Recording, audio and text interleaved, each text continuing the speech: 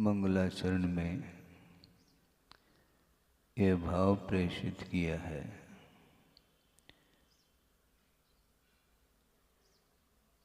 सर्व मंगल मांगल्यम और सर्व कल्याण कारकम प्रधानम सर्वधर्माणाम, ऐसा कहा। जैनम जयतु शासनम, जिनेन्द्र भगवान का जो शासन है वह जयशील है, ऐसा भाव व्यक्त किया है, जो कि वह समस्त धर्मों में वह प्रधानभूत धर्म माना जाता है।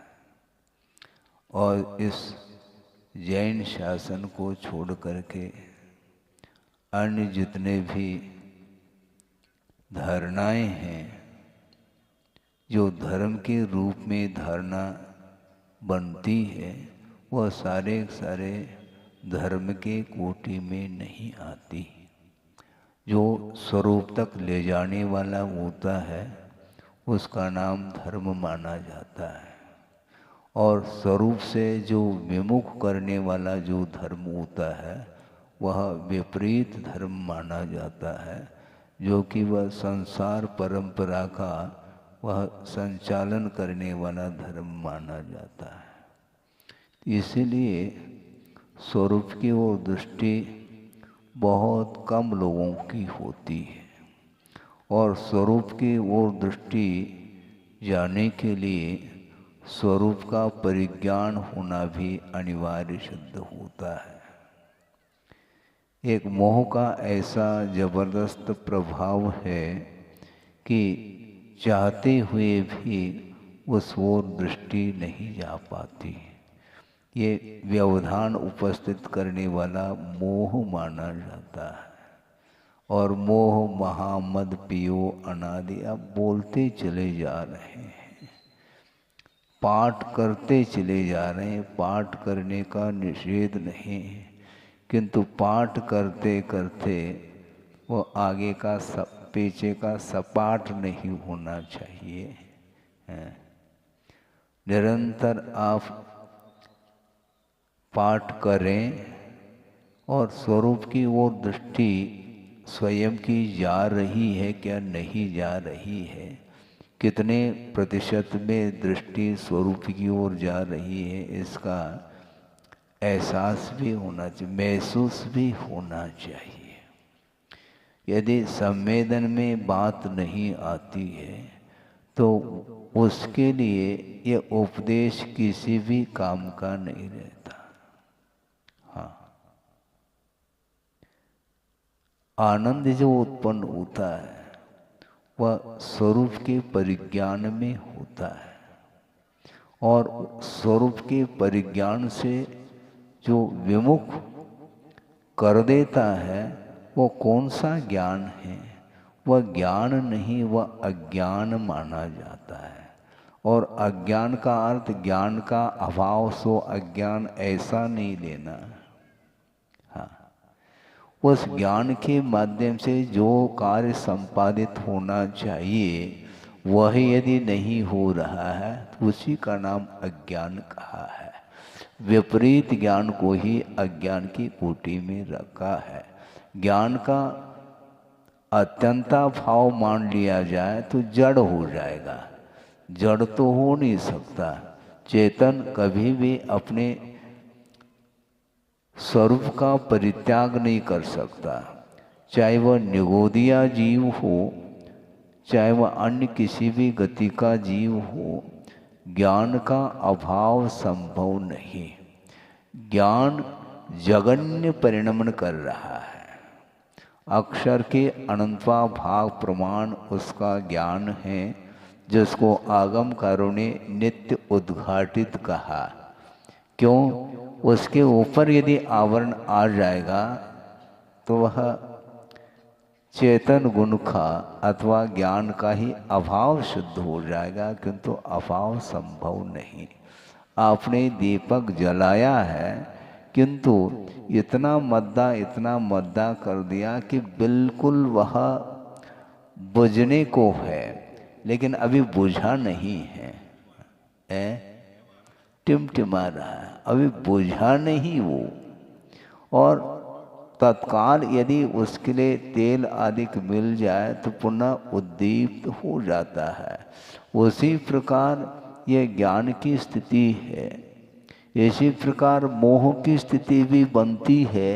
10वें गुणस्थान में मोह का जो उदय है, चारित्र मोहनी संज्वलन जो लोभ बोलते हैं, वह बहुत सूक्ष्म है, वह टिमटिमा रहा है। लेकिन जैसे ही उसके नीचे आ जाए गुणस्थान में, वह और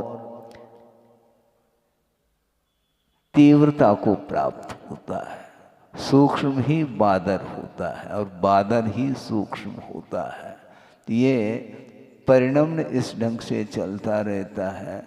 पुरुषार्थ करने के फलस्वरूप वह आगे बढ़ जाता है, किंतु पुनः गाड़ी रिवर्स होती है तो पूर्व स्थिति पर वह आ जाता है। प्रमोशन होना चाहिए, डिमोशन नहीं। उपशम श्रेणी पर जो आरूढ़ हो रहा है, निश्चित रूप से अंतर्मूर्त के लिए उसने मोह का उपशमन किया था, इसलिए गाड़ी रिवर्स होती है और वह नीचे तक आ सकता है। इसलिए असावधानी के कारण मन की चंचलता, उपयोग की व्यग्रता के कारण ही उसकी इस प्रकार की परिणति बनती है। तो इसीलिए अपने को बहुत सावधानी के साथ प्रवृत्ति करना चाहिए। गृहस्थ की दृष्टि इस प्रकार सूक्ष्म दृष्टि नहीं जा पाती है। हाँ, प्रमाद का अर्थ ही असावधान कहा, और असावधानी के कारण ही दुर्घटनाएं घटती हैं। सावधानी रखेंगे तो व्यवस्थित गाड़ी चल रही है। स्पीड ले ली गाड़ी ने, लेकिन सावधानी है तो व्यवस्थित ढंग से वह अपने गंतव्य तक पहुंच जाता है। उसी प्रकार सब कुछ परिग्रह का विमोचन करने के बाद भी पुनः वापिस वह पुनरावृत्ति इसलिए होती है, बहिरंग परिग्रहों का परित्याग किया है। अब अंतरंग जो परिग्रह है कषाय आदि का, उसके क्षय के लिए ही बाहरी परिग्रहों का विमोचन किया जाता है।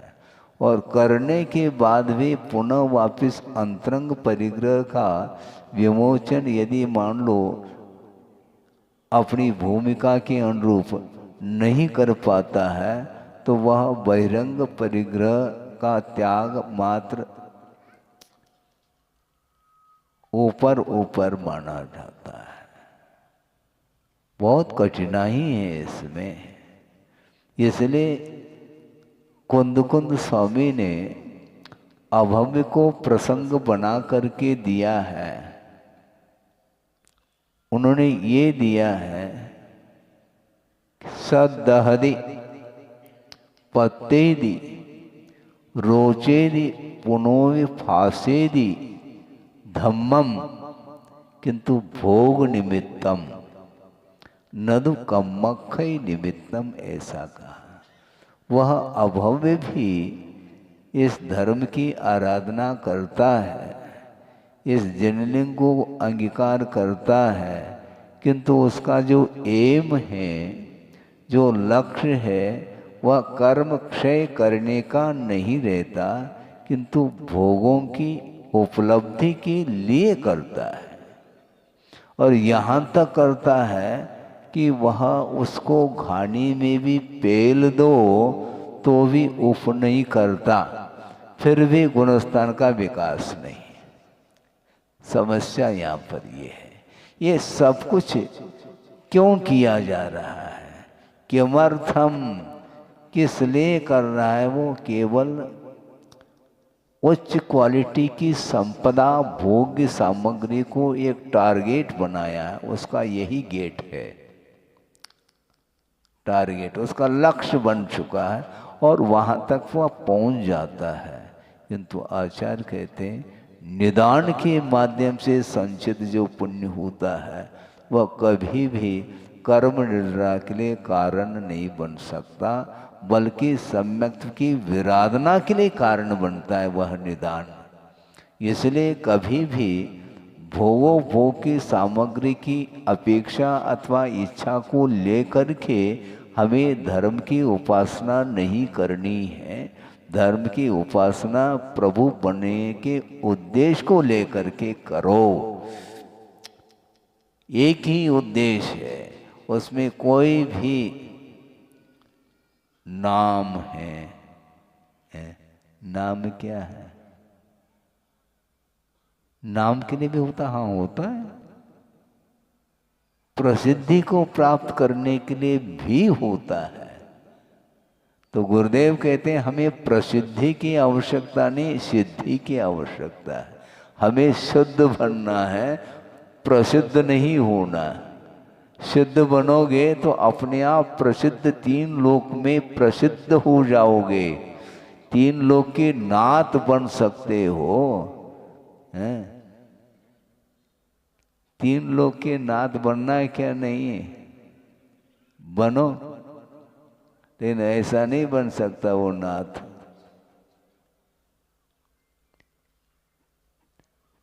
तीन लोक का नाथ बनने के उद्देश्य से नहीं, नाथ अपने आप वह बनता है। करने योग्य जो कार्य है, कर्म की निर्जरा करने के उद्देश्य को लेकर के पाप के क्षय के लिए वह सारा सारा उद्यम कर लेता है। उसके माध्यम से ही वह लोक के अग्रभाग पर पहुंच जाता है। आप लोक के अग्रभाग पर कभी गए? गए हैं, निगोद बन करके, एकेंद्रीय बन करके। क्योंकि जो एकेंद्रीय है वनस्पति का एक जो निगोद राशि, वो पूरे के पूरे लोक में व्याप्त है। जहाँ पर सिद्ध परमेष्टि विराजमान है उस स्थान में भी एकेंद्रीय जीव का आवास है, और उस स्थान पर वह अनंत दुख का अनुभव कर रहा है, और उसी स्थान पर सिद्ध परमेष्टि अनंत सुख का अनुभव कर रहे हैं। मामला क्या है? क्षेत्र वही है, किंतु क्षेत्र हो करके भी सबकी योग्यताएं भिन्न भिन्न हैं। हाँ, सोचो, विचार करो, दृष्टि गई है क्या? पढ़ो। हाँ, पूरे लोक में व्याप्त है। एक भी लोक का ऐसा प्रदेश नहीं जहाँ पर एकेंद्रीय जीवों का आवास न हो। शुद्ध परमेष्टि के गोद में निगोद है। समझो,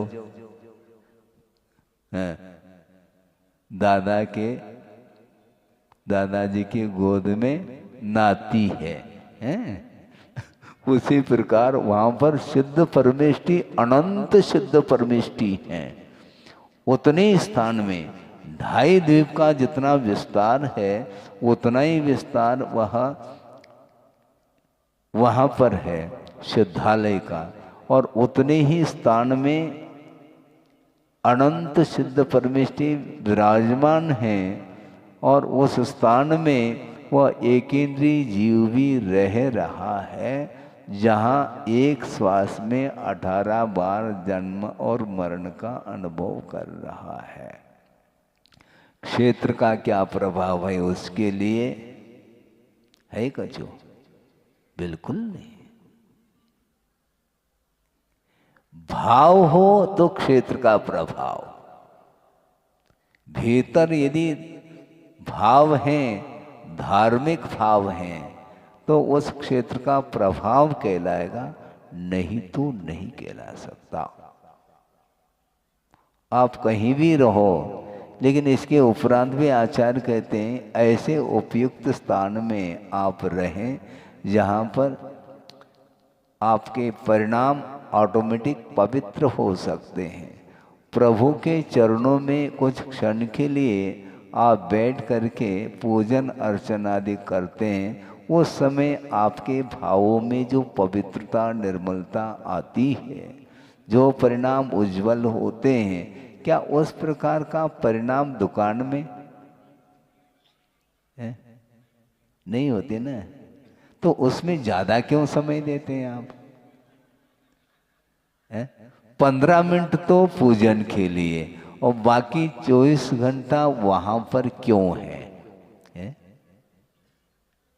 तो इतने दीर्घ काल तक आप उस वातावरण में रहते हो जहां पर वो सारे सारे पूजन के परिणाम तत्काल डिलीट हो जाते हैं। हाँ,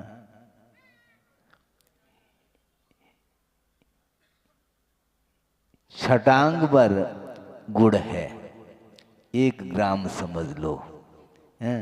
और 10 किलो जो है ना उसी वर्ण को लेकर के मिट्टी है, चिकनी मिट्टी, उसमें 1 ग्राम यदि वह गुड़ मिला दिया जाए तो वह भी मिट्टी बनेगी। मिट्टी रूप वो गुड़ भी मिट्टी के रूप में ही उसका परिणमन होगा। ये आगम से सिद्ध है। इसी को बंदे दिको परिणामिकोच सूत्र के माध्यम से सिद्ध होता है। और मान लो एक गुड़ की भेली है, 10-20 किलो की, उसमें 1 ग्राम आधा ग्राम यदि मान लो मिट्टी भी है तो वो भी गुड़ रूप में परिणमन हो सकता है। तो इसीलिए गुड़ गोबर जो बनता है वो इसी ढंग से बनता है। वो हाँ, ये जो उक्ति है, हमने सोचा गुड़ गोबर क्यों कहते हैं यहाँ के लोग बुंदेलखंड में, हमने सोचा, बहुत सोचा इसका। हाँ बिल्कुल, इसमें ये तथ्य छिपा हुआ है। हाँ, वो गोबर क्यों हो रहा है? गोबर की मात्रा अधिक है और गुड़ की मात्रा बहुत अल्प है, न्यूनतम है, इसलिए वह गुड़ भी गोबर के रूप में परिणमन कर रहा है। इसलिए अनंत काल व्यतीत होने का तात्पर्य भी यही है, वह गोबर ही हुआ है। अब न हो इसका ख्याल हमें रखना है। अलर्ट हो जाइए आप। सब कुछ जो है बुद्धि का विषय बन सकता है अपनी योग्यता के अनुरूप। इसके उपरांत भी उन वस्तुओं से जिसका उपयोग प्रभावित नहीं है तो वह स्वस्थ अनुभव कर सकता है। स्वस्थता की परिभाषा गुरुदेव ने बहुत अच्छी दी थी। स्वस्थ का अर्थ क्या, मुझे बताओ? अपने आप में रहने का नाम स्वस्थ है। स्वास्थ्य ठीक नहीं, स्व स्वस्थ नहीं, स्वस्मिन स्थिति इति स्वास्थ्यम। अपने आप में रहने का नाम स्वास्थ्य है। आपका स्वास्थ्य ठीक है ऐसा पूछते हैं? आपका स्वास्थ्य ठीक है? ये लौकिक पद्धति है, इन्हें आप ठीक हो। हाँ, शारीरिक जो है ना पीड़ा नहीं है, रोग आदिक नहीं है, इसलिए उसका नाम स्वास्थ्य। यह एक लौकिक पद्धति से कहने में आ रहा है, किंतु वस्तुतः स्वस्मिन स्थिति, अपने आप में रहने का नाम स्वास्थ्य है। बहुत सारे पदार्थ विभिन्न विभिन्न धर्म को लेकर के, गुणधर्मों को लेकर के उपस्थित हैं। वह केवल ज्ञान का, मात्र ज्ञान का विषय बन जाए तो हमें कोई भी हानि नहीं, स्खलन संभव नहीं। किंतु उसको ग्रहण करने का जो ही भाव भीतर आता है तो वह मोह का परिणाम माना जाता है। आप कहो अथवा न कहो, ग्रहण करने का भाव मन में भी आया है तो मन के द्वारा वह वस्तु ग्रहित हो चुकी है। आप ग्रहण करो अथवा न करो, ग्रहण लग चुका है। अंधेरा आएगा वो। हाँ, सूर्य ग्रहण, चंद्र ग्रहण, ये क्या है? ये है खग्रास बोलते हैं, पूरा का पूरा वह ग्रहण लग जाता है तो दिन में भी वह अंधकार महसूस होता है। उसी प्रकार ये मोह का जो ग्रहण लग जाता है तो वस्तु का स्वरूप ओझल हो जाता है। वस्तु का क्या स्वभाव स्वरूप है उस ओर दृष्टि जा ही नहीं सकती। इसलिए श्रद्धान जब हो जाता है तो वह श्रद्धान को प्रभावित करने वाले अथवा श्रद्धान को नष्ट करने वाले जो प्रकृति हैं उनका क्षय क्षोभम उपशम आदि हो जाता है तो वह श्रद्धान प्रकट हो जाता है। और श्रद्धान होने के उपरांत अब अमल करने की बात है। अमल तभी करेगा, हाँ, उसके ऊपर से मल हट जाए तब अमल करता है वो है। विश्वास पहला होना चाहिए। प्रभु के प्रति भी विश्वास नहीं, गुरु के प्रति भी विश्वास नहीं, तो क्या करना चाहता है वो व्यक्ति? वो जीव करना क्या चाहता है? उसका लक्ष्य क्या है? एक व्यक्ति आए गुरुदेव के सामने, महाराज हमें दिशा बोध दो। तो गुरुदेव ने कहा मैं दिशा बोध दे सकता हूँ, किंतु लक्ष्य तो कम से कम निर्धारित करो। सुन रहे हैं आप? गौर से सुनो। लक्ष्य पहला निर्धारित करो, फिर बाद में दिशा देंगे हम। ऐसा थोड़ी। लाइन कौन सा है ये तो बताओ कम से कम। आप मोक्ष मार्ग की ओर बढ़ना चाहते हैं क्या संसार मार्ग की ओर बढ़ना चाहते हैं? संसार मार्ग की ओर बढ़ना चाहते हैं तो ओम शांति। हम थोड़ी आपको संसार में प्रवेश कराएंगे। दिशा बोध क्या है? हमारे पास आई व्यक्ति, महाराज दिशा मार्गदर्शन।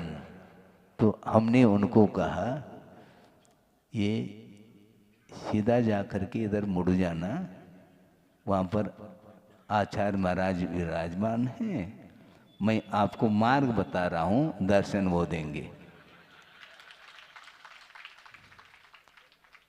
बिल्कुल, इसमें क्या दिक्कत है? हाँ, दर्शन उनसे मिलेगा, आपको प्रकाश उनसे मिलेगा। मैं मार्ग बता रहा हूँ, कम थोड़ी। हम भी बहुत पुरुषार्थ कर रहे हैं, बल्कि सही स्थान पर आपको पहुंचा रहे हैं हम। डॉक्टर जो होता है ना, रेफर आगे पहुंचा देता, भैया यहाँ पर यह केस संभव नहीं है, बॉम्बे के लिए बोल देता है वो। तो उसी प्रकार हम भी यही करते थे। कोई भी आते थे या उधर वर्ल्ड फेमस बैठे हैं डॉक्टर, हाँ, उनके पास पहुंचो तो सब कुछ मिलेगा, हाँ, और किसी डॉक्टर के पास जाने की आवश्यकता इसलिए नहीं पड़ेगी क्योंकि मैं भी पेशेंट हूँ और एक पेशेंट दूसरे पेशेंट का इलाज नहीं कर सकता। क्या एक रोगी दूसरे रोगी का ट्रीटमेंट हो सकता है? नहीं हो सकता। उनके पास भेज देते। तो उसी प्रकार हम ये कहना चाहते हैं कि वस्तुतः दृष्टि किधर है? श्रद्धान होने के बाद, श्रद्धान का नाम प्रकाश है, वह प्रकाश मिल जाता है, अंधकार दूर हो जाता है तो रास्ता प्रशस्त दिखाई देता है।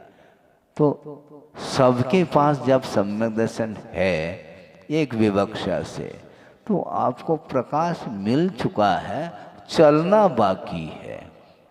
अंधेरे में हम चल नहीं पाएंगे तो प्रकाश मिलना चाहिए महाराज। तो देवगुरु शास्त्र के चरणों में आप पहुँचे हैं, इसके बाद भी यदि आपको प्रकाश नहीं मिलेगा तो प्रकाश अन्यत्र कहाँ से मिल सकता है? आपको संभव नहीं है। टॉर्च का प्रयोग करते हैं आप, करते हैं? किस ओर करते हैं? अपनी ओर। मतलब आप अंधेरे में रहना पसंद करते हैं। दूसरे पदार्थ के ऊपर तो आप टॉर्च का प्रयोग कर रहे हो, अपने ऊपर टॉर्च का प्रयोग करो ना। ऐसा ही प्रसंग बना था कुंडलपुर में कि शीतकाल चल रहा था, शीतावकाश, और वहां पर अपराह्न वेला में आचार्य भक्ति संपन्न हो गई और छोटे दिन थे, इसलिए गुरुदेव देव वंदना करके और यथास्थान सामायिक के लिए पहुंच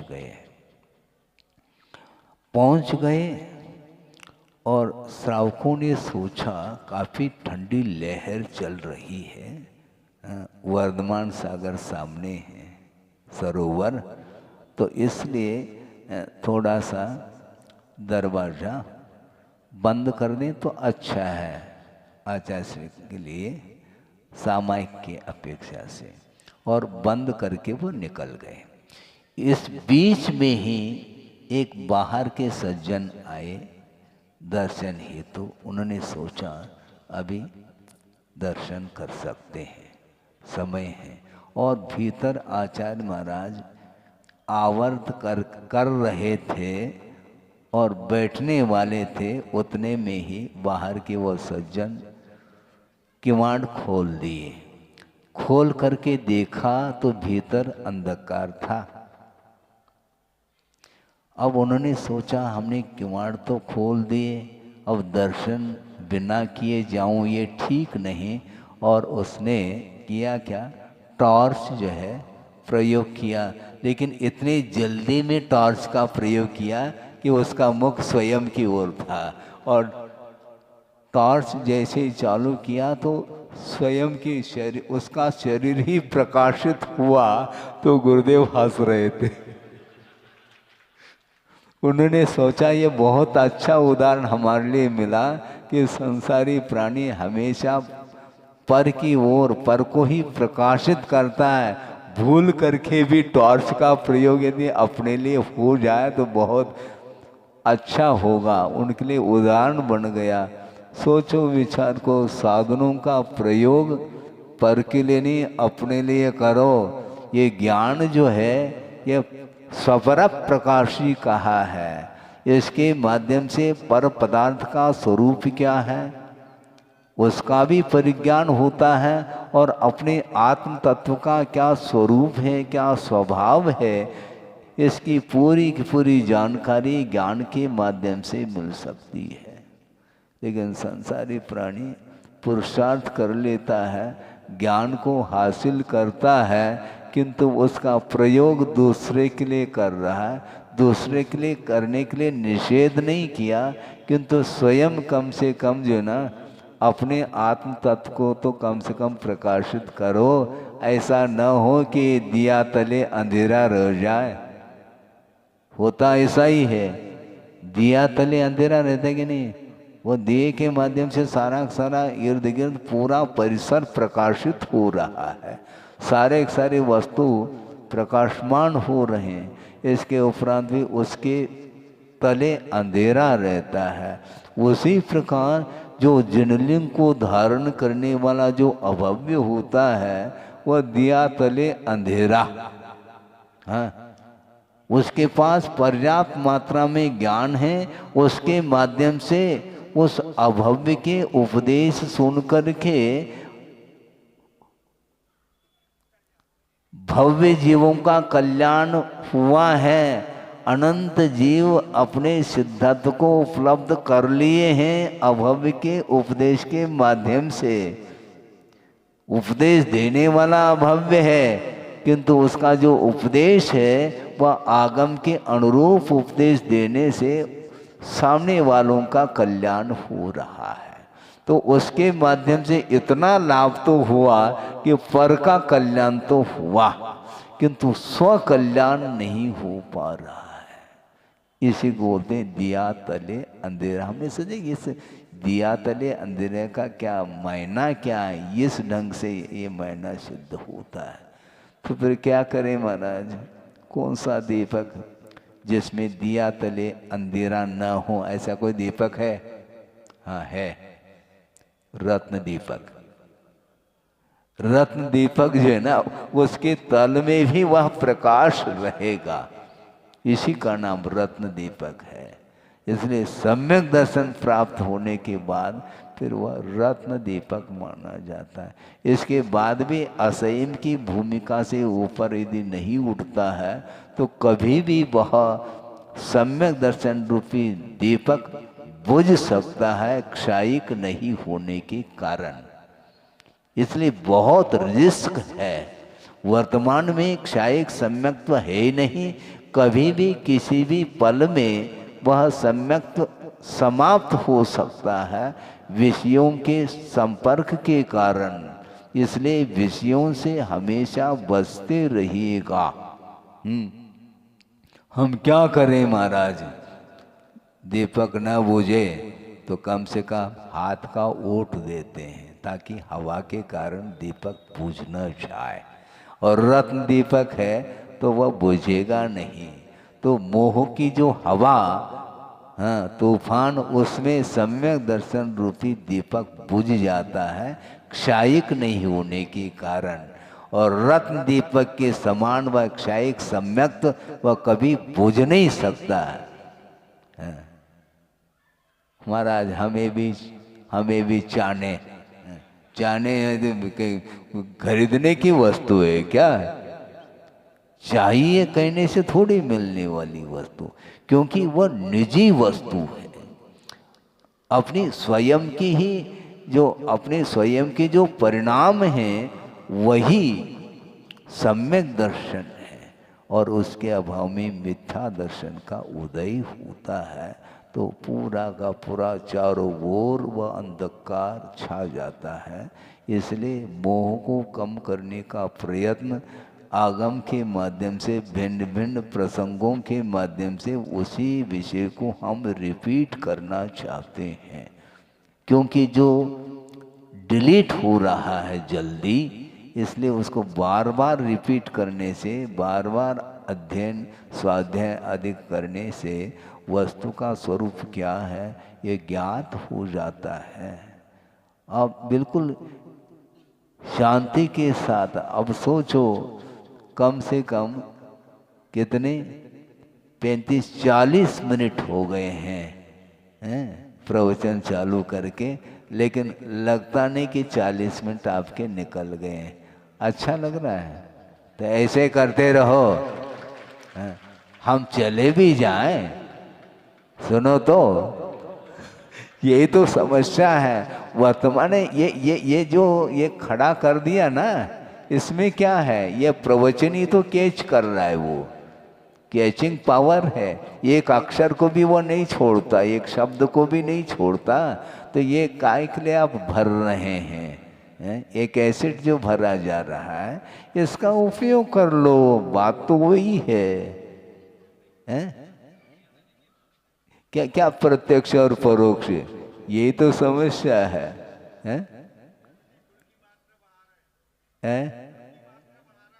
अच्छा, हाँ, वो लेकिन उसकी रक्षा भी तो करो गुड़ की।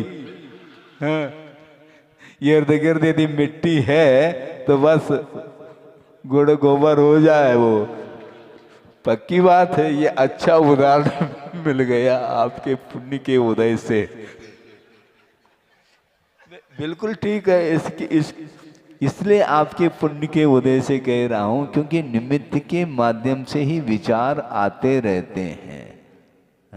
क्योंकि आप लोगों के निमित्त से तो उपदेश दिया जा रहा है, आप नहीं हैं तो हम कोई न कोई टॉपिक ले करके हम चिंतन मनन करते ही रहते हैं, अपना स्वाध्याय तो होता ही रहता है।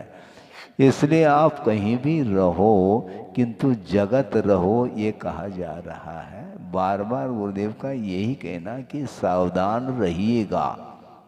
हाँ, असावधानी हो गई, खाते समय भी असावधानी होती है कि महाराज? हाँ होती है।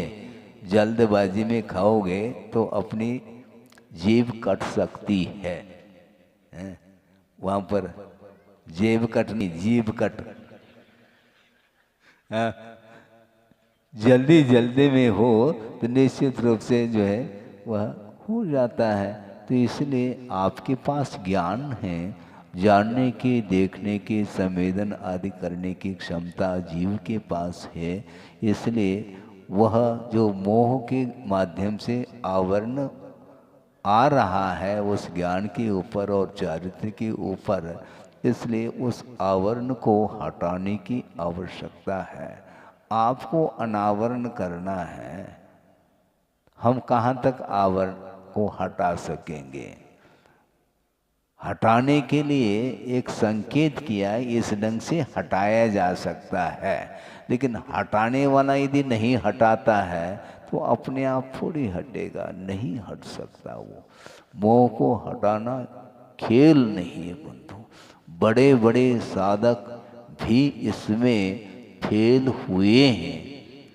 हाँ, फेल होने में पुरुषार्थ नहीं, पास होने में पुरुषार्थ है। पहाड़ चढ़ते हैं, पसीना पसीना हाफी आती है, और ऊपर पर्वत पर जाने के उपरांत लुढ़कने में उसमें हाफी थोड़ी आएगी। गया नीचे पर्वत की, असावधानी हुई, स्लिप हो गया, बस नीचे आ जाता है। उसी प्रकार सम्यक दर्शन रूपी पर्वत से नीचे बहुत जल्दी आ सकता है, अतीत के मोहजन्य संस्कार होने के कारण। इसलिए निरंतर आप सावधानी के साथ अपने कर्तव्य का निर्वाह करते हुए अपने जो परिवार है इत्यादि हैं उनके प्रति कर्तव्य करते हुए भी सजग रहते हुए अपना कार्य करोगे तो निश्चित रूप से संसार का अंत हो सकता है। अंत करने की भावना हो तो अंत हो, नहीं तो थोड़ी होगा। वो ये आकर्षण छूटता नहीं। हाँ, और तृप्ति है नहीं। इसके बाद भी तृप्ति मिल जाए इसके कारण ही, इस आशा के कारण ही उसमें वह उलझा हुआ है संसार। इसलिए हमें उलझना नहीं। और गुरुदेव ने ये कहा था, कभी उलझना नहीं, किसी से उलझना नहीं, नहीं तो सुलझना बहुत कठिन हो जाएगा। उन्होंने यहाँ तक कहा था कि हम विश्व कल्याण की भावना रख सकते हैं, विश्व के पीछे नहीं पड़ सकते। सुना? हाँ, हम आपके कल्याण की भावना रख सकते हैं। आपके पीछे पड़ेंगे तो आपके मन में विचार आ सकता है कि महाराज आप हमारे पीछे क्यों पड़े, और कोई नहीं है क्या आपके लिए? हम ही तो ऐसा होता है, हमारे पीछे क्यों पड़े आप? इसलिए ये नहीं करना। भावना रखो विश्व का कल्याण हो, इसको भी सद्बुद्धि मिले, मार्ग मिले, इसको भी सुख प्राप्त हो, आत्मिक सुख प्राप्त हो, आदि आदि भावना की जा सकती है। किंतु उसके पीछे पड़ने से कल्याण नहीं होने वाला है। किंतु स्वयं के लिए उनका ये कहना है, स्वयं हम अपनी आत्म कल्याण करने की भावना भी कर सकते हैं और अपने पीछे भी पड़ सकते हैं, अर्थात निरंतर पुरुषार्थ करके उसको वो प्राप्त करता है। इसलिए दूसरे के कल्याण के लिए यथाशक्ति ही हम बोध आदि दे सकते हैं। वह स्वयं यदि पुरुषार्थशील होता है तो उस ज्ञान का वह सदुपयोग कर सकता है। नहीं है तो ज्ञान का जो दुरुपयोग अतीत में हुआ है वो भयानक वह दुरुपयोग हुआ है। इसलिए उसको मार्ग नहीं मिल पा रहा है। और मार्ग मिलने के उपरांत यदि मान लो उसका सही सही उपयोग करते हैं स्वयं के लिए भी और दूसरे के लिए भी, तो कल्याण हो सकता है। स्वपर कल्याण की भावना रखते हुए निरंतर यदि वह आत्म पुरुषार्थ करता है और अपने आप को परमात्मा के रूप में परिवर्तित करने के लिए निरंतर वह कटिबद्ध होता है, तो निश्चित रूप से प्रभु बनने के लिए फिर देर नहीं लग सकती है।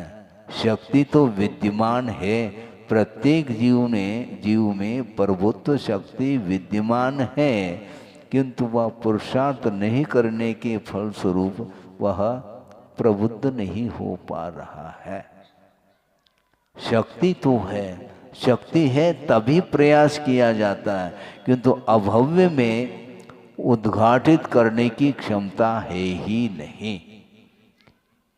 भवितुम योग्य भव्य ऐसा का जो होने की योग्यता रखता है, क्या मोक्ष प्राप्त करने की योग्यता अथवा रत्नत्रय को अभिव्यक्त करने की जो योग्यता जिसके अंदर है उसको भव्य घोषित किया, और जिसके अंदर नहीं है वह अभव्य की कोटि में आता है, किंतु अभव्य की पहचान नहीं हो सकती है। अभव्य कौन भव्य कौन, ये दिव्य ज्ञान का विषय केवल ज्ञानी जान सकते हैं कि कौन भव्य और कौन अभव्य।